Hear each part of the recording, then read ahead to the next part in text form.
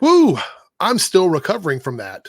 Hey guys, Eric here. Welcome to Rant and Review. In this video, we're going to be talking about the Acolyte Season 1, Episode 5, otherwise titled A Night. So careful for spoilers if you're not caught up with the Acolyte this season. You've been warned. Let's get into it. All right, so this episode was like the Red Wedding of Star Wars. I cannot believe that we walked in with a bunch of Jedi, a bunch of characters, and we end the episode with almost all of them yeeted. Incredible. We have so many moments to talk about. I think this was not only the best episode of The Acolyte, and I don't think anybody would argue against that, but it's one of the best episodes of Star Wars in TV format. I truly believe that. The battles in this, the choreography, the fight scenes, the stuff that we learned about these characters while the combat was occurring, the great emotional beats, the character moments. There's really not a lot of negatives to say about this other than it was a shorter episode. This was one of the like 30-minute episodes, but outside of that, holy crap. So we pick up pretty much where we left off in last week's episode. It was like a direct connection to the cliffhanger from last week, which I was not a fan of. I did not like the cliffhanger aspect of it, but I told you guys I may change my opinion on things as we go through the season. And based on this episode and the roller coaster ride of excitement and lightsaber battles that we had, I think it was appropriate to end last week's episode where we did. There, I'm saying it. I was wrong. But if you're watching it on a binge, it would have made sense. For me, I just didn't want to wait a week after we got to the point where we saw the character we saw, which was like this mysterious masked figure, this master Sith character that we were not sure who he is or what his intentions were, other than him sending May out to take out these 4 Jedi. Okay, so to save myself the trouble of having to refer to this person as the mysterious figure all the way up until the end of this rant and review, it is revealed in this episode that this character is Kamir. Now, this was the speculated person that was under the hood. A lot of people have been talking about it over on Reddit, on social media. That's who they thought it was going to be. I was kind of hoping it was going to be someone else because I thought it was too obvious that it was going to be him. But it makes sense. It made sense. I was never one of the people where I was like, it would not work to make him this mysterious character. Like, it totally makes sense. I'm not saying that. I just wanted it to be a little bit more layered. But outside of that, I thought the reveal was done really well. And I'm glad that we finally know, because now we're heading into the back end of the season, having that information. And again, the one thing I have applauded this show on is its ability to answer questions while introducing new questions and new mysteries for our characters to uncover. And they've done a really good job of that so far. All right, so it's been a minute for me since I've been so impressed with the combat on a TV show, like at this scale. I'm not easily impressed. I watch a lot of action stuff, a lot of superhero stuff, a lot of things with stunt work in it. And for me to be impressed, you have to do something extraordinary in the combat, in the flow of the battles, the cinematography, a lot of the stunt work, like all of it has to be really at a high bar. In this episode, I cannot find any issues with any of the stunt choreography or any of the fighting, any of the lightsaber battles. Absolutely incredible. It was like the perfect mix of like that new style martial arts version of Jedi battles that we started getting, combined with the old school stuff that we used to see in like the original trilogy. It was the perfect mix because each character had their own sort of unique way of fighting before they were yeeted, before they were taken out. Let's be clear, there was a lot of Jedi that were eliminated pretty quickly. Osha's in the background sort of watching all of this unfold. May is in the cabin trying to decide what she's going to do. And while this is happening, we have Kamir basically running through and taking out every single Jedi with incredible and dramatic attacks. And one of the people that I was the most impressed with and so surprised in this was Jecki. Jecki was amazing. When she cornered May, I thought, okay, she's able to fight against May because May is startled. She's distracted because we've seen May take out masters, right? We know how capable this character is. However, it wasn't just that. Jecki is just extremely good, extremely talented, a great Jedi. obviously still learning, but all of the natural instincts and skills you need to be a great Jedi seem to be present in this character. Watching her battle against May, and then also hold her own against Kamir, like literally taking it to Kamir. This is a Padawan. Taking it to Kamir. I was thoroughly impressed.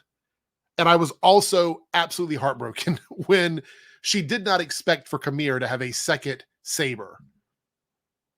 And he was able to defeat her that way. He kept that surprise for quite a while in the episode, but it ended up working in his favor, and he was able to take her out. We also lost Yord, a character that a lot of people were totally about. I didn't find Yord to be that interesting to me. He's probably one of the weaker characters for me in the series, but a lot of people love that character. He's also gone, taken out. But we did get some on-screen representation of the material, and I had to double check this. I believe it's called cortosis. Cortosis, I think is the name of it.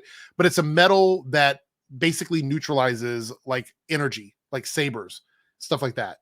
So we got to see that in action, and that was quite interesting because I wasn't sure at first if it was just like the Mandalorian armor, the Beskar stuff, or if it was actually something else. And it ends up, after doing a little digging, that it is a different material altogether. If I'm wrong about that, correct me in the comments. I know you guys will, but feel free to correct me.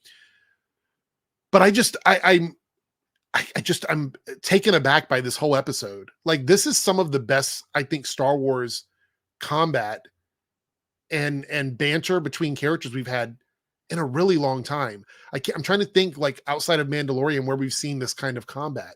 You might be like, oh, well, you know, the Obi-Wan series had some stuff in it, but I wasn't super impressed with any of that. I think Ahsoka had some great stuff. There was some combat in that I think was okay, but nothing like this.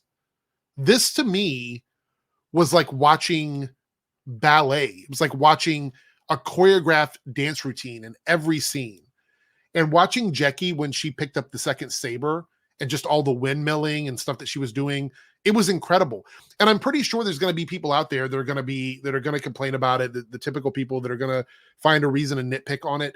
But I can't imagine there's anything in that you could fault. Nothing. The usage of the Force, the neutralizing armor, all of the different lightsaber techniques going on, all of it.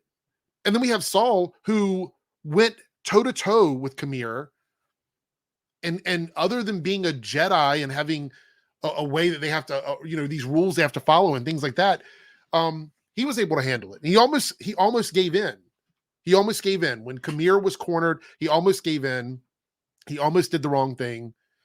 And still, like the idea that the show is playing with, this idea of what the dark side, the light side is, Jedis, the Sith, it's doing a lot of playful stuff with those aspects that make it seem like there's more layers to just good versus evil.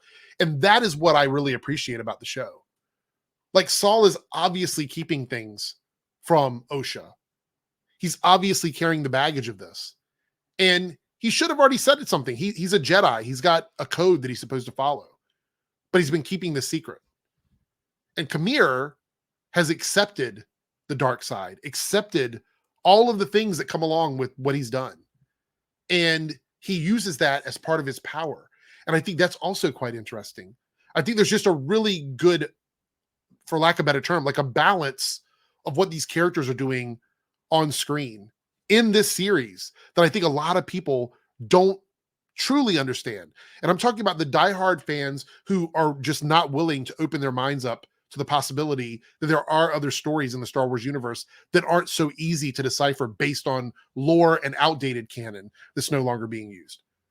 I love this. I loved the idea of Osha coming up with like the Umbra Moths going after Kamir. I loved how the usage of all of the different elements in this, all of the acting was really good.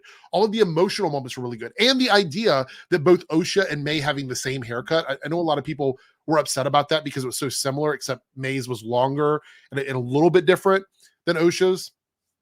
However, and maybe you could say that this was a little bit contrived. I'm not going to argue against that.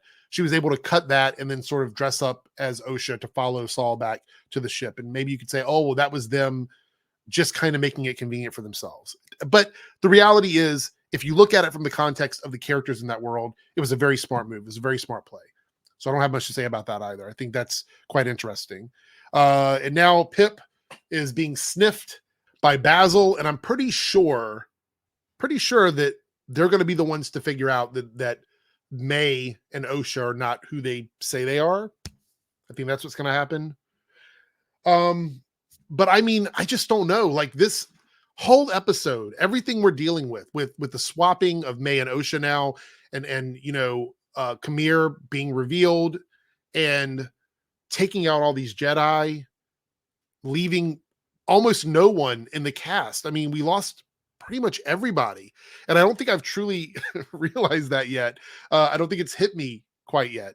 But all we have is Saul, Osha, May, Kamir, and Basil from the characters that we were really following. That's all we have. Totally red shirts. They were all red shirts. That's a Star Trek reference for anybody that didn't get it. Wow. What a fantastic episode of television. I don't know. I'm getting my score ready. I had to think about it. I feel very comfortable with this because I think this episode was amazing. I could not take my eyes off of the TV screen. It felt like a proper episode of Star Wars in television. And I have no notes because it ate and left no crumbs. 10 out of 10. This episode of The Acolyte was a 10 out of 10 for me. I think I'll probably go back and watch it multiple times as a standalone. I think my categories 10 out of 10. Great television. Some of the best Star Wars we've had in a long time. And I know that's going to eat up a lot of these haters inside when they have to look at this and try to find a way to spin it. I'm sure they'll find something. They'll probably focus on the whole May and Osha stuff with the hair. Pretty sure that's what they're going to do. I haven't seen yet. I'm recording this right after watching it. I can't wait to see the rest of the episodes this season. If they are as good as this one, I think we're going to be in for an exciting season of TV from Star Wars. Subtracting episode 3. Subtracting that episode. I didn't like that episode. But outside of that, I've loved it. And this was like really chef's kiss. Let me know what you thought about this in the comments down below. I'm very curious if you agree or disagree with me. But I'd love to hear from you guys. So let me know in the comments below, and I'll see you in the next video.